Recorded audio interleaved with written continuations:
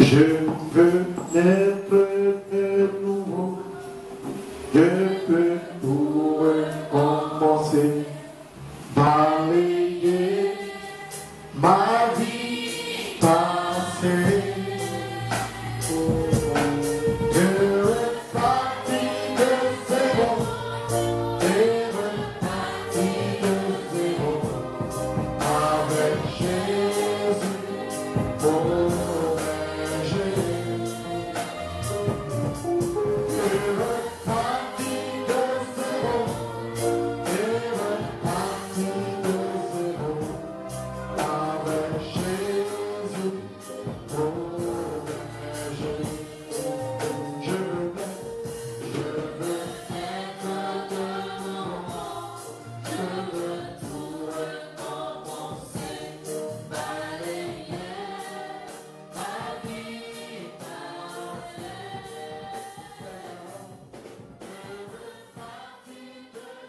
Gloire à Jésus.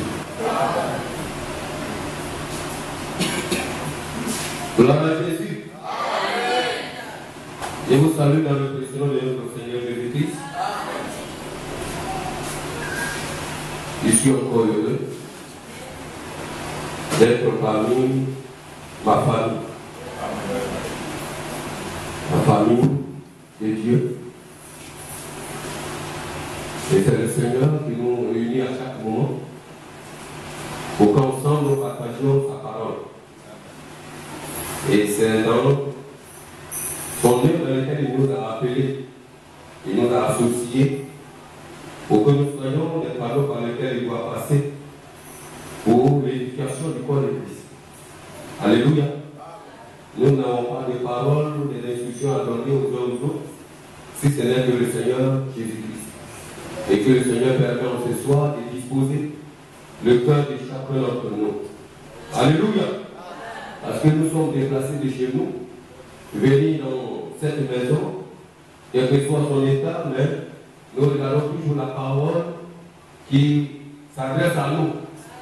Et cela doit être encore bien reçu par la disposition de notre cœur et de notre entendement.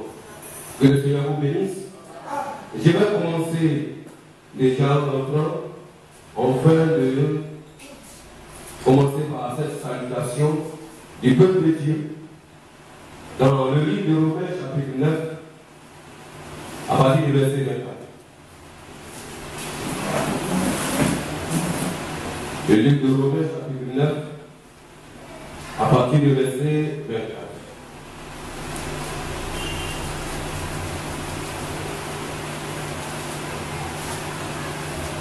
Alléluia.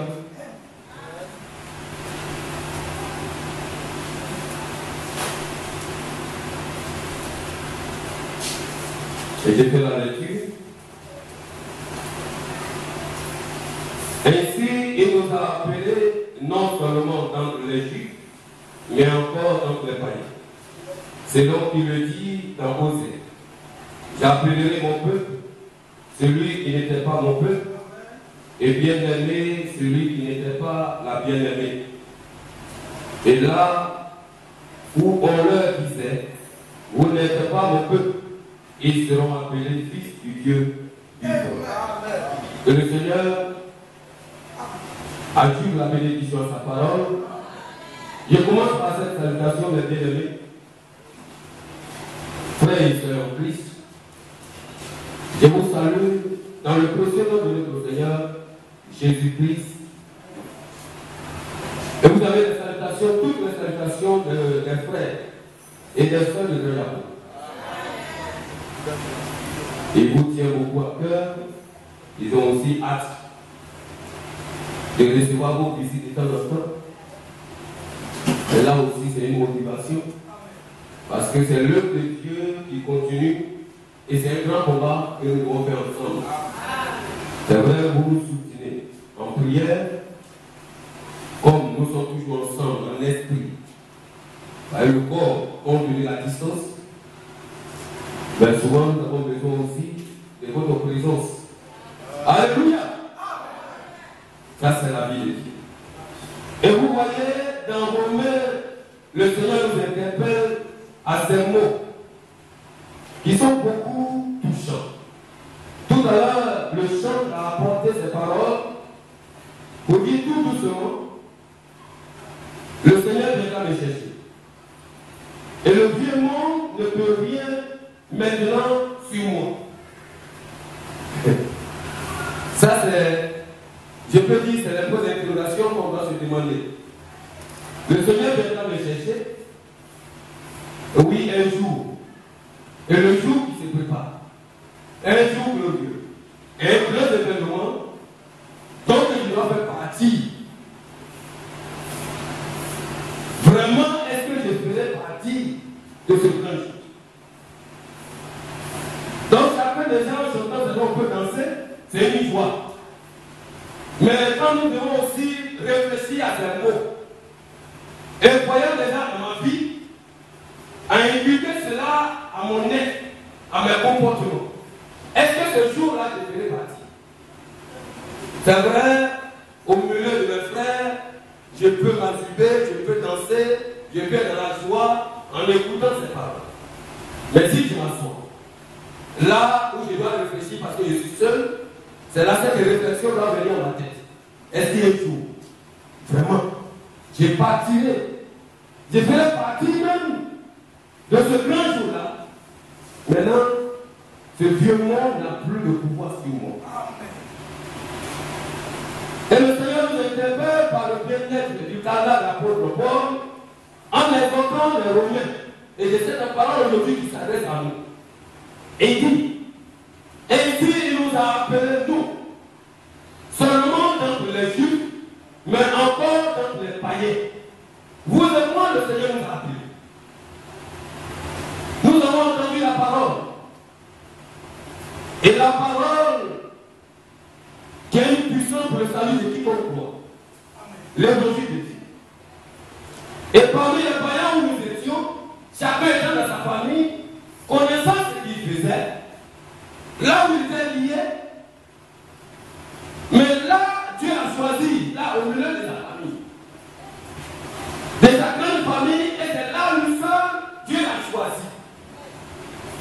Et Dieu l'a dépêché là. Et l'emmené en tirant de ce monde, de grand Babylone, sorti du paganisme, des débauches, du désordre, et l'introduit dans sa famille.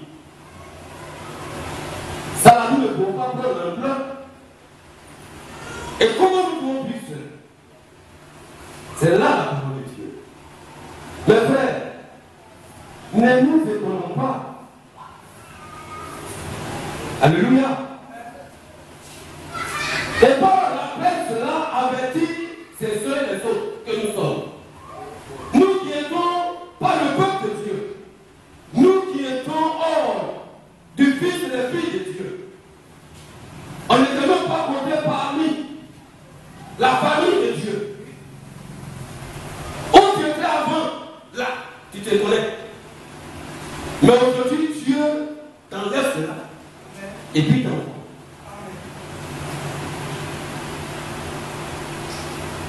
Quand tu es là, c'est comme un enfant qui ne s'attendait pas, ou bien une personne qui ne s'attendait pas à travailler dans une grande administration de son pays. Lui qui était par exemple quelque part là-bas, un pauvre une personne qui n'a pas vraiment des personnes derrière lui qui doivent le pousser. Et puis à la grande surprise, son nom sort sur une liste pour qu'il devienne un cadre du pays et travailler dans une grande administration du pays. Quel sera son attitude? Quel sera son comportement? Vous-même prenez la place de cette personne. Et comparez cela à quelqu'un qui n'était pas compté dans le peuple de Dieu. Et lui, là, Dieu l'appelle. Ce qui est céleste d'abord, vous allez manifester une très grande joie. Mais ce qui est maintenant est céleste, qui est l'éternité en éternité où tu vas vivre. Peut-être on dit souvent que peut-être on ne sait pas frappant. On se dit que non, est-ce que ça va exister? C'est déjà en train de douter. Mais Paul nous rappelle cela. Ce n'est pas le message. Mais c'est pour nous amener à comprendre. Et ayant même la fondation du monde, avant même la fondation du monde, l'intention de Dieu était d'avoir des fils et des filles. Et Adam était le fils de Dieu créé à l'image de Dieu, Jésus-Christ. Le second Adam est le fils de Dieu engendré par le Saint-Esprit, l'image de Dieu. Et demandez avec nous, qui est Dieu venu en chair, manifesté par cette gloire, et là aujourd'hui, il nous introduit dans sa maison. Mais frères, nous devons avoir un comportement digne. Et en cela, nous allons voir quelque chose qui est la conversion. Ce sont les caractères que les fils et les filles de Dieu doivent manifester. Là où ils sont appelés dans la famille de Dieu, quel comportement ils doivent adapter pour être réellement des fils et les filles de Dieu. Et la Bible dit que la conversion, c'est quoi? La conversion, c'est se détourner d'une mauvaise voie, d'une mauvaise habitude, d'un mauvais comportement. Donc là, tu dois changer de comportement. Et maintenant, à ces deux points, marcher dans quoi? Vivre maintenant désormais dans quoi? C'est détourner de quelle mauvaise mentalité, de quelle mauvaise attitude. Et quand Paul nous instruit dans sa parole, il a donné pour exemple un peu. Dans Actes d'abord, il a dit, quand nous prenons Actes chapitre 3, le verset 19, il nous dit quoi?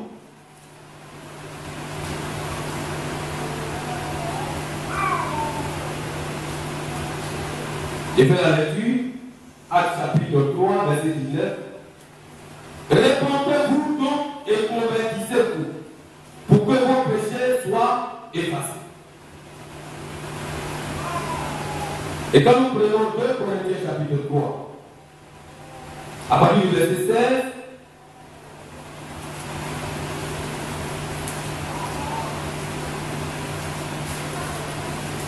Corinthiens chapitre 3, verset 16, nous dit: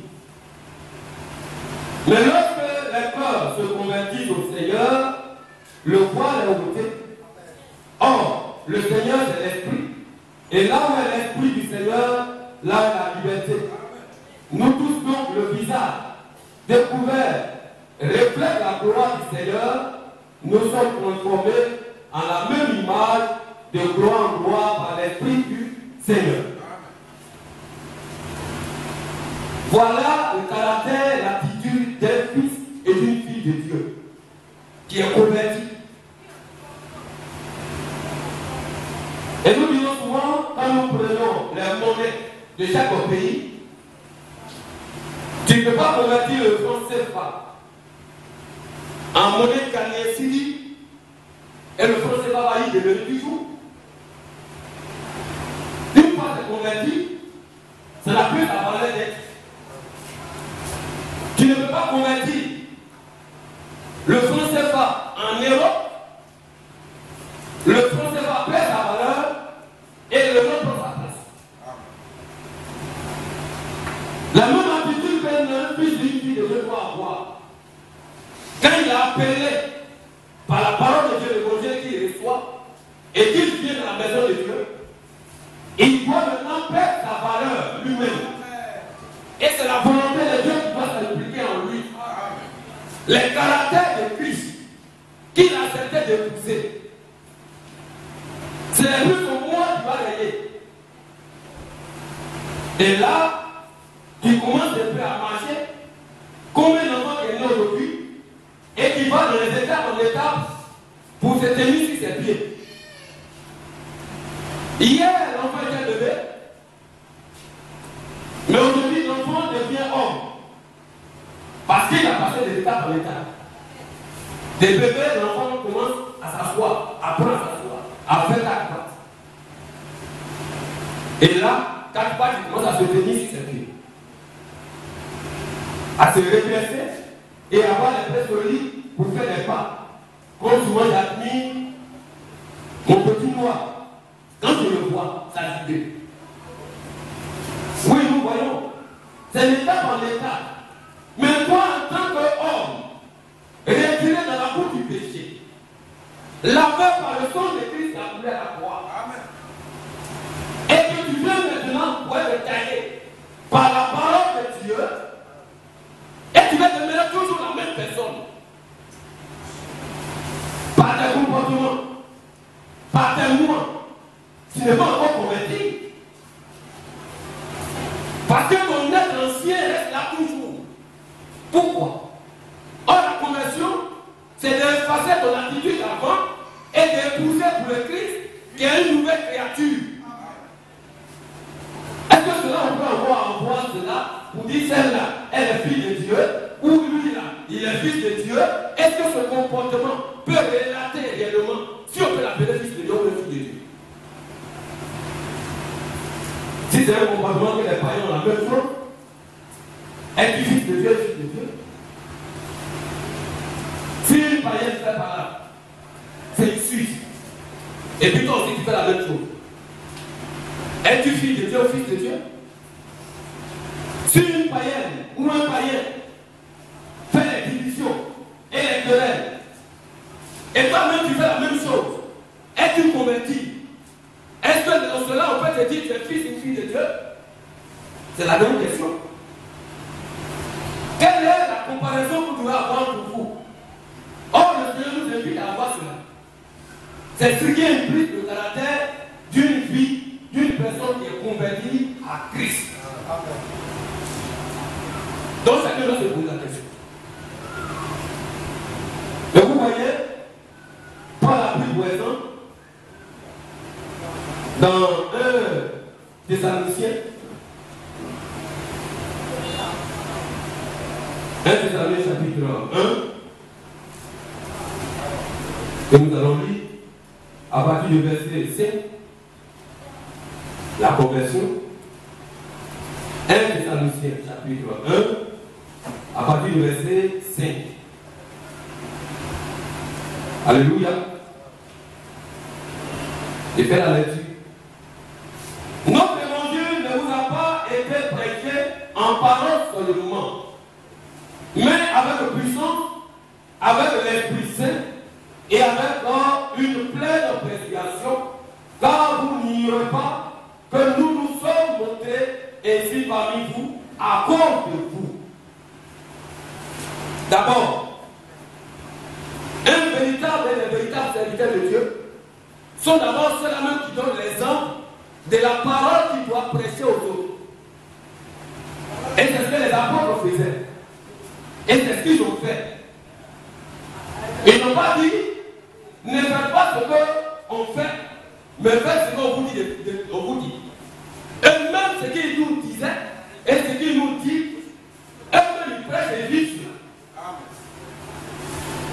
Maintenant, quand nous regardons la vie des serviteurs de Dieu, par la grâce de Dieu, à cela que Dieu nous a donné, et il a mis au devant de nous, regardons notre vie. Regardons les exemples, leur manière de marcher, leur manière de encore maltraiter durement leur corps, pour être encore les véritables exemples. Par leur conduite, cela doit nous faire tirer, de réfléchir comment nous aussi on doit vivre la parole de Dieu. Dites-moi, n'ayez pas honte. C'est vrai que nous sommes des personnes, chacun souvent des faiblesses, mais au moins, en regardant vos serviteurs, peuple de Koumassi, frères et sœurs de Koumassi, quels sont les reproches que vous faites à vos serviteurs par en obéissant de la parole d'évangile qui vous prêche. C'est-à-dire quand nous prenons par l'exemple de la parole de Dieu ici, et vous ne pouvez pas au moins imiter cela. Comme on dit, soyez des imitateurs, comme je le suis de Christ. Paul a imité Christ, parce que en tant que chrétien, c'est la vie de Christ qui doit demander en lui. Et Paul dit, pour que je sois un témoin oculaire, moi-même je dois vivre cette parole. Pour la prouver que moi aussi je suis fils de Dieu. Et pour dire, ils m'ont dit, non, peut-être, toi tu nous dis, mais tu ne dis pas. Mais lui-même il dit. Et c'est le même exemple que les serviteurs de Dieu vous le donnent. Maintenant, ici, Paul est en train de prendre un peuple de Dieu, les Thessaloniciens, comme exemple. Ne pas faire cela en vain. Pourquoi? Et vous-même, verset 6, vous avez été les imitateurs à ceux du Seigneur en recevant la parole au milieu de beaucoup d'afflictions, avec la joie du Saint-Esprit, en sorte que vous êtes devenus un modèle pour tous les croyants de la Macédoine et de la Chaïe. Quel grand témoignage qu'on rend de ces personnes, de ce peuple, de ce groupe, de ces chrétiens. Alléluia. Ce même point, quand nous regardons dans 1 Corinthiens chapitre 11, il a donné un peu le contraire de la vie des Corinthiens. Ce même Paul, en rentrant dans 1 Corinthiens chapitre 6, il a donné le témoignage au contraire de ce témoignage qu'il rend des Thessaloniciens. Nous allons venir là-dessus tout à l'heure. Parce que les Thessaloniciens, leur conversion, en regardant l'exemple qu'ils voyaient de ce que les apôtres eux-mêmes ils maltraitaient leur corps pour vivre l'évangile de la parole de Dieu, eux aussi se sont dit, si eux ils arrivent en tant que les personnes à vivre cela, nous aussi on peut vivre cela. Il faut qu'on imite, on soit des imitateurs. De ce que-là nous allons sortir, quand les gens vont nous voir, partout où nous serons, les gens vont rendre témoignage de la parole vivante de Dieu. Alléluia. Mais frère, ne veut pas que l'évangile que nous prêchons, que le Seigneur nous a appelés dans son œuvre, soit vraiment reçu dans les oreilles des sourds. Ne faites pas. Alléluia. Avant de revenir, on va voir un peu les exemples que Paul a donné dans Corinthiens. Comme j'ai cité tout à l'heure, on va prendre voir 1 Corinthiens chapitre 11.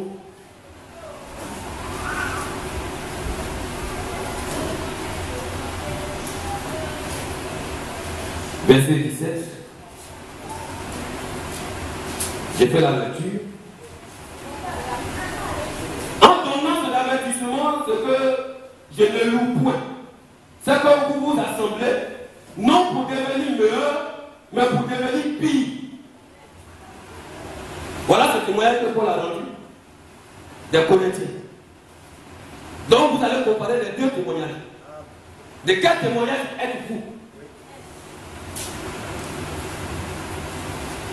De quel témoignage nous sommes pour nous réclamer les fils et les filles de Dieu?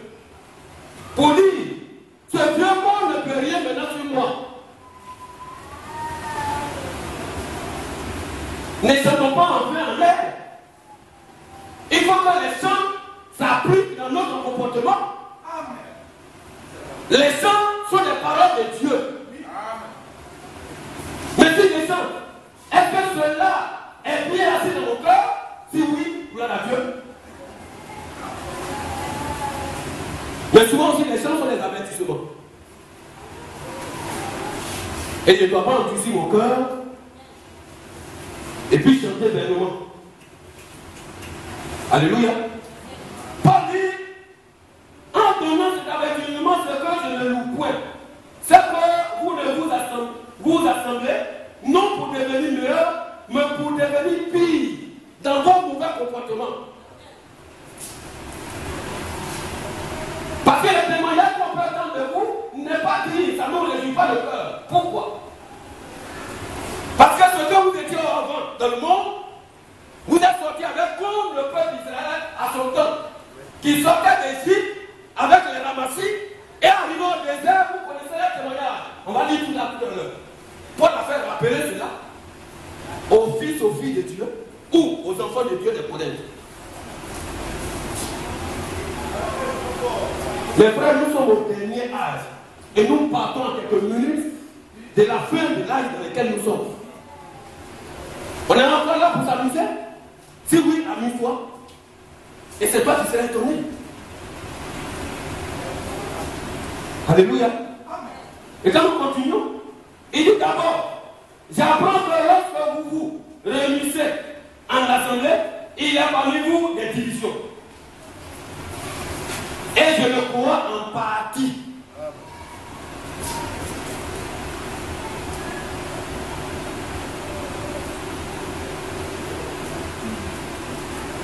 Ne me chutez pas dans votre cœur.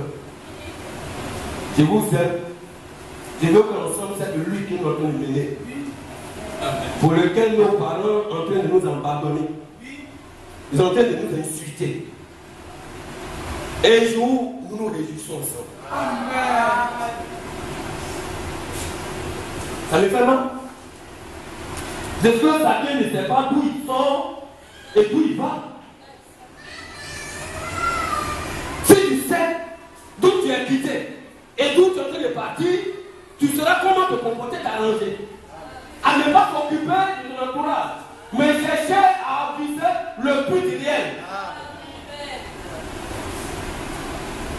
Mais souvent, peut-être on a le mal compris et on a mal vu. Quand on parle de lui, non, ils vont venir peut-être même, ils vont dire, ah, parce que lui est venu ce soir pour nous insulter. Il ne vous insulte pas, mes frères. Je vous en prie, je vous insulte pas. Vous voyez, un enfant qu'on donne des conseils, quand il ne veut pas aspirer à cela, quand il ne veut pas accepter, il dit que oh, papa, même tu parles trop. Oh, papa, même tu ne sais pas ce que tu dis. C'est comme ça souvent cet enfant. Et vous allez voir la vie de cet enfant, comment ça sera. Mais un enfant qui accepte les réprimandes et qui accepte comment on lui fait, vous voyez cet enfant change et vous voyez le résultat de cet enfant. C'est comme ça ici aussi, la vie chrétienne. Dieu est jaloux, il nous châtie. Et par la parole de Dieu, il nous interpelle, il nous taille. Pour qu'au moins, nous soyons selon le modèle qu'il veut de nous. C'est là. Il dit, Dieu voit cela en partie. Quand vous assemblez, c'est des divisions. Au lieu de vous assembler pour des bonnes paroles, pour des moments de prière, pour des moments d'exhortation, comme la Bible nous interpelle, vous, quand vous assemblez, c'est pour critiquer une personne. Et pour faire des petits groupes de division.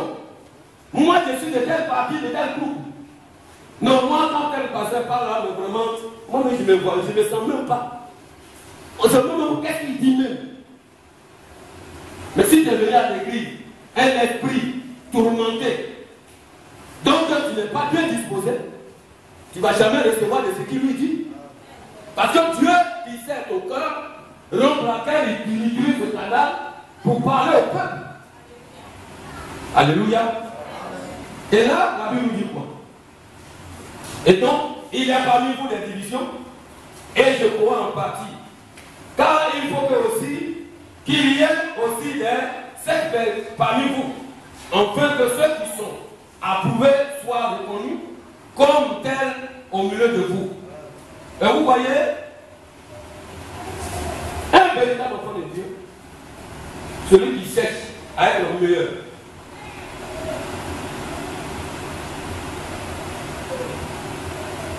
Chaque jour se distinguer.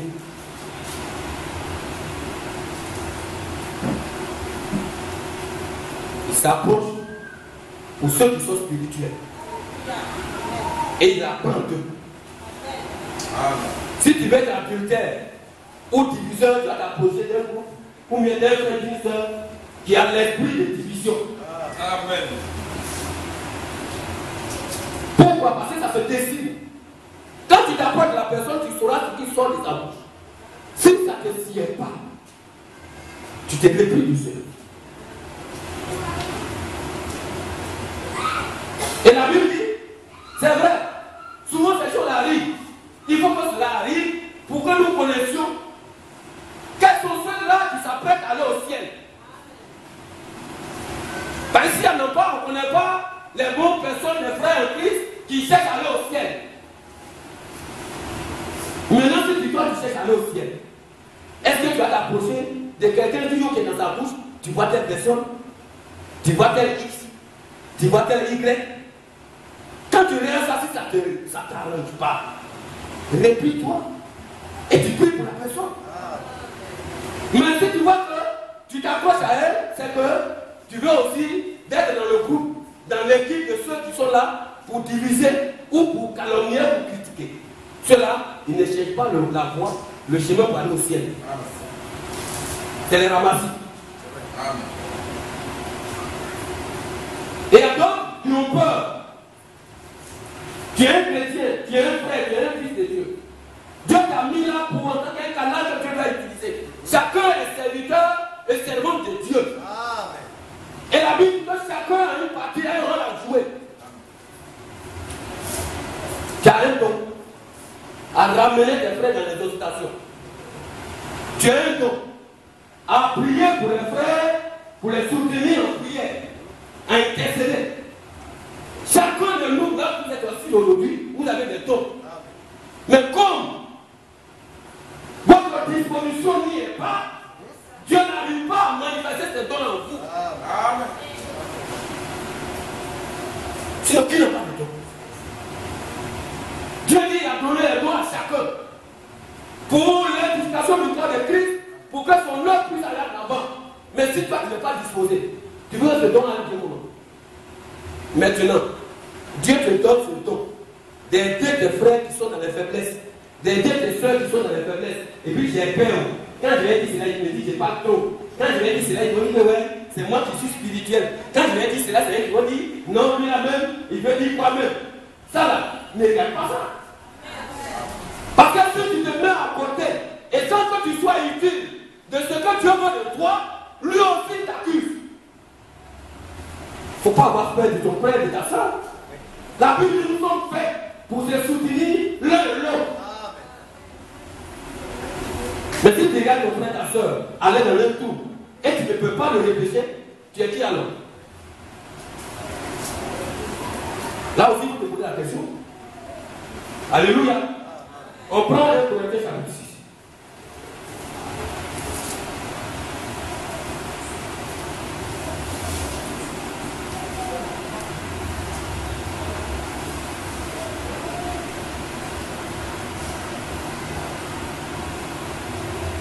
À partir du verset 9.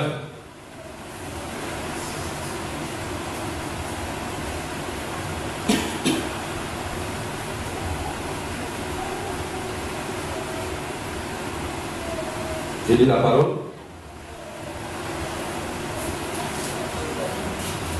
Alléluia.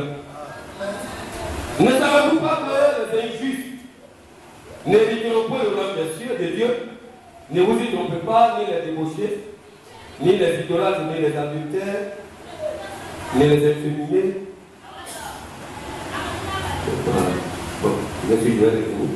Ni les efféminés, ni les homosexuels, ni les voleurs, ni les cupides, ni les ivrognes, ni les outrageux, ni les ravisseurs n'hériteront le royaume de Dieu. Et c'est là ce que vous étiez quelques-uns d'entre vous. Alléluia. Et voilà la Bible dit, ces choses-là, on revient, ce que je cherche, c'est le verset 10, le chapitre 10. Et j'ai retrouvé le passage. On revient au chapitre 1 Corinthiens chapitre 10. Et puis on va faire la lecture. Chapitre 10. Alléluia. Frère, je ne veux pas que vous ignoriez que nos pères ont tous été sous la nuée, qu'ils ont tous passé au travers de la mer, qu'ils ont tous été baptisés en Moïse dans la nuée et dans la mer, qu'ils ont tous mangé le même aliment spirituel et qu'ils ont tous bu le même breuvage spirituel, car ils buvaient à un rocher spirituel qui les suivait, et ce rocher était Christ. Mais la plupart d'entre eux ne furent point agréables à Dieu, puisqu'ils périrent dans le désert. Or, ces choses sont arrivées pour nous servir d'exemple, afin que nous n'ayons pas de mauvais désirs comme ils en ont eu. Que le Seigneur soit béni. Ce que nous faisons aujourd'hui, ce n'est pas la première fois que nous ne serons pas les premiers les derniers. Voilà l'exemple où le peuple d'Israël, que Dieu a encore aidé en utilisant son serviteur Moïse pour les enlever dans la servitude en Égypte, parce qu'ils étaient esclavages là-bas. Et là, Dieu les a libérés. Nous aussi, nous savons là où nous sommes quittés. Dans la servitude, pris en otage par le diable, dans le péché où nous étions, Dieu nous a retirés cela. Et en nous conduisant, on marche sur le chemin. Il voit le pèlerin. Mais la Bible dit de nous rappeler ces actes et ces comportements que nos dévotions ont eu. Pour ne pas que nous arrivions à faire les mêmes bêtises, à avoir les mêmes comportements qui les a emmenés la mort. Eux, c'était la mort physique. Ils sont morts parce qu'ils ont posé des actes qui n'étaient pas agréables à Dieu. Tu as appris une folie. Pour au moins t'assiper de faire des comportements, il faut lire ta Bible pour voir. C'est vrai qu'aujourd'hui, nous sommes dans le message. Je suis dans le message. Mais quel comportement de tes actes et de tes conduites que tu portes qui prouve que le message que tu as reçu selon la parole de Dieu, tu le manifestes là. La Bible dit que tu n'es pas la première, le premier. Et nous, tu ne seras pas le dernier ou la dernière à être appelé dans la maison de Dieu. Mais un comportement digne. Pour que les promesses qui sont liées à cela puissent s'accomplir dans ta vie. Ne dis pas que moi je suis dans le message, je suis mon engagement. Mais la conversion n'y est pas. Tu n'es pas encore converti. Parce que ce que tu faisais en bas dans le monde, les injures, tu boudes les gens, tu prends ton moi pour écraser les autres, tu n'as même pas le respect. Tu ne peux même pas respecter même les serviteurs de Dieu. En plus, raison, tes frères ou tes soeurs, si déjà tu n'arrives pas à respecter la tête, est-ce que tu peux respecter ton frère ou ta soeur? Tu ne peux pas. Parce que tu te dis, rien ne peut te poser devant ta face. Parce que toi, tu n'as pas peur de quelqu'un. Est-ce qu'il s'agit d'avoir peur de quelqu'un dans la maison de Dieu? Si tu n'arrives pas à avoir peur d'un serviteur de Dieu, c'est que tu n'as même pas peur de Dieu. Et la Bible dit aussi, ça aussi, on est passé par là. Il y a plein d'exemples qui ont été donnés dans la parole de Dieu qui doivent nous interpeller. Un jour, je peux dire à Yacoub, mes frères, mes soeurs, si déjà même tu n'arrives pas à obéir à ton mari, tu ne peux même pas obéir qui que ce soit au dehors. Amen. Parce que ce que tu fais dans ta maison, c'est ce que tu envoies au dehors. Et tu ne peux pas donner le contraire. Ça, je ne peux pas accepter. Je ne peux pas accepter ça. Si tu me dis non, moi j'ai respecté mon mari, je lui sois soumis.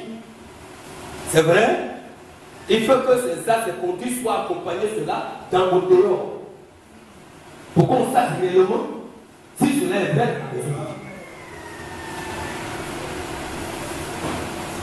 Mais ce que tu fais déjà dans tel cas, ça prouve que dans la maison de tes filles. Alléluia.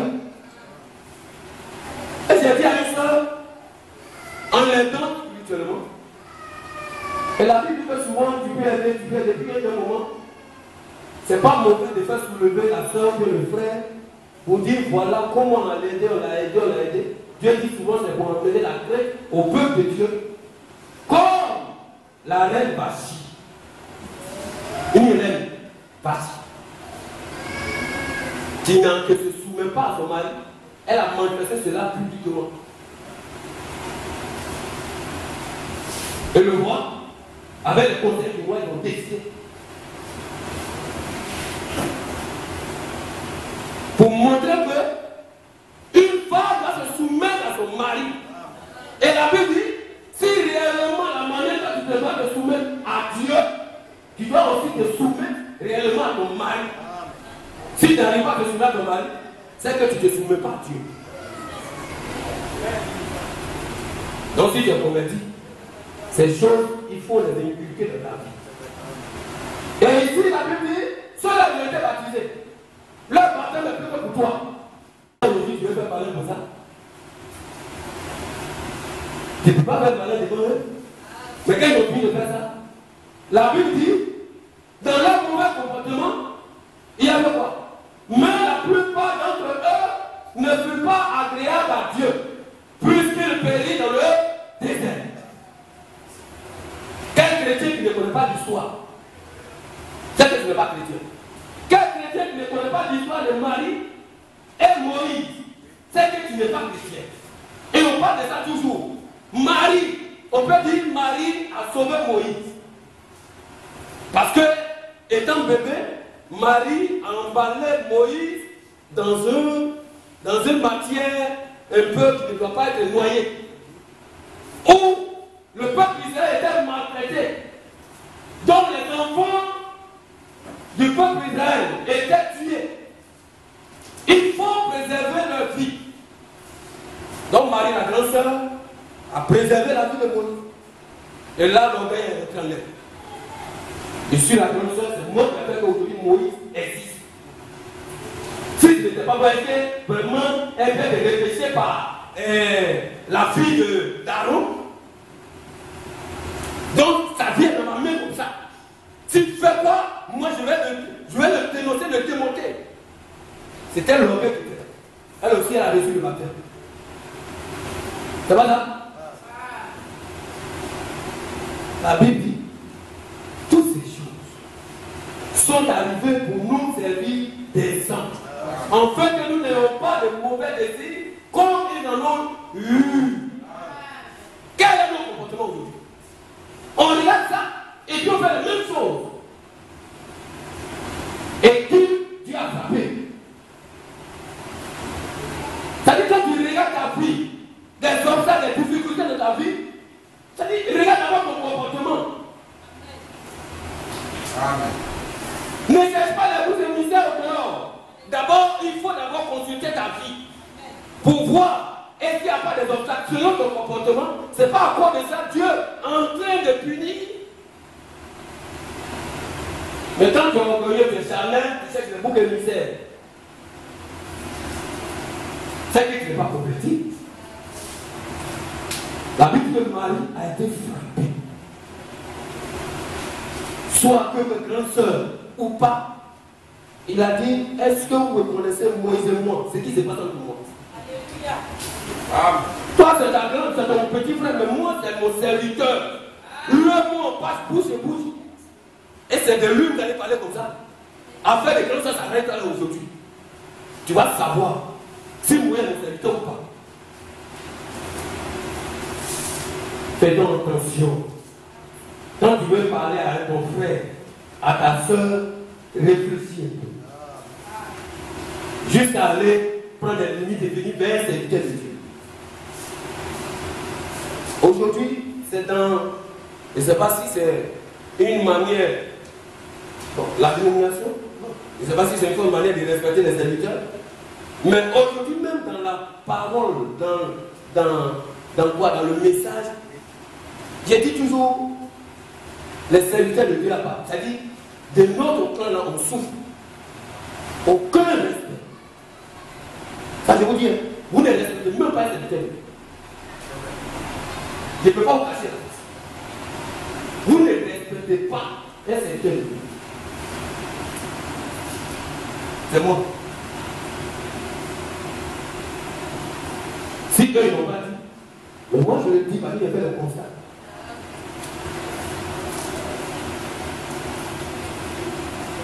Parce que même en dehors du pasteur, un serviteur de même qu'on va envoyer pour dire blessé, pour dire frère Aka, ou bien frère Kipré, lève-toi ou bien frère Agnello, animé, lève-toi, pas exhorter tel frère ou tel soeur, quand il va frapper à ta porte, tu vas déjà changer le visage.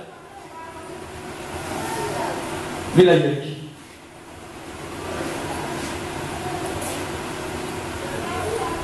Même jusqu'à ce que l'homme n'arrive même pas à respecter le pasteur a joué.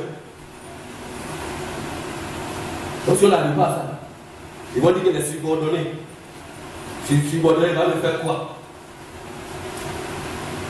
Quelqu'un qui craint Dieu. Quand quelqu'un est envoyé, ou bien frère se lève de chez lui et vient chez toi pour t'apporter un message, c'est qu'il t'aime. Amen. Gloire. C'est que Dieu l'a envoyé pour ton bien-être. Reçois-le. Recevez ça livre. Et après, tu l'as accueilli, il l'a glacé, même souvent tu peux aller payer une grosse bouteille de Coca-Cola, mais c'est vrai, tu lui donnes un poulet, c'est fini. Mais c'est qui t'a dit. Et tu l'as fini tes sorties. Mais si tu n'as pas mis ça en pratique, c'est que tu ne l'as pas respecté. C'est pas que tu l'as reçu avec poulet. Si tu le considères, la parole qu'il a apportée, c'est de Dieu. Donc d'abord, c'est cette parole qu'il faut prendre d'abord comme importance. Et la Bible dit, est-ce que c'est ça? Alléluia. Nous retournons pour terminer dans 1 Thessaloniciens. Et puis on va terminer rapidement parce qu'il est à l'heure. Oui, il est l'heure. Bien sûr, une prochaine fois, on peut terminer cela. Si Dieu permet que je revienne sur Koumassi. Je ne tiens pas ma vie, c'est lui qui tient ma vie. Je peux finir là au début, puis demain on va dire que non, le serviteur de Dieu du bloc, nous l'a demandé. Ça, je ne le cache pas. Je ne pas peur. Je sais que la mort, et si aussi c'est sa volonté, qu'il me trouve en vie, pour qu'un être de Dieu soit changé, et pour que les gens, gloire à Dieu. Alléluia. Mais là, on va s'attendre à tout chose.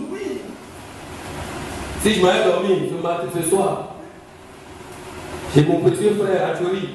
Et puis le matin, il se réveille, et puis, mais Hugo. Et puis Hugo, il va dire que notre pédale, il prie.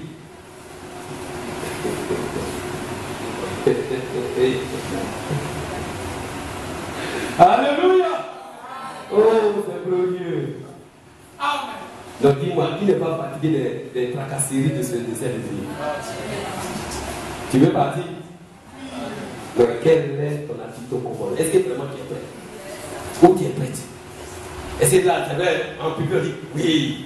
Mais quand tu te vêtis, tu dis parce que ça là, il n'y a pas quelque chose de ça là, vraiment. Alléluia. Mes frères, voilà le témoignage que Paul a rendu les Thessaloniciens. Dans les deux témoignages, tu vas voir des Corinthiens. Alléluia. De 1 Corinthiens chapitre 11 et de 1 Corinthiens chapitre 10.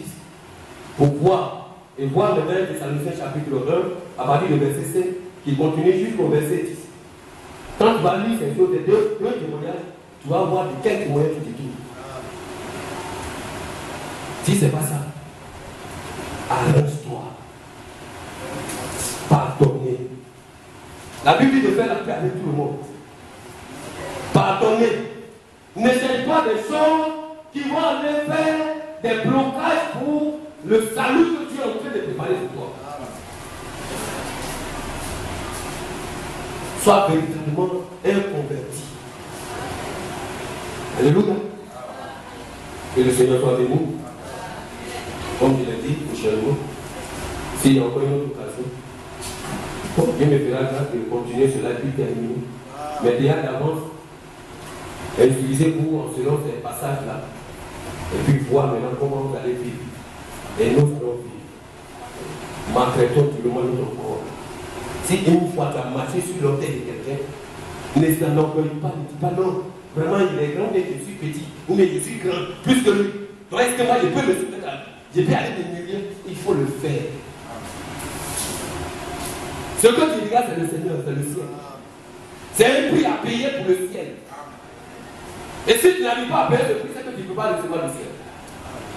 Alléluia. Que le Seigneur nous bénisse.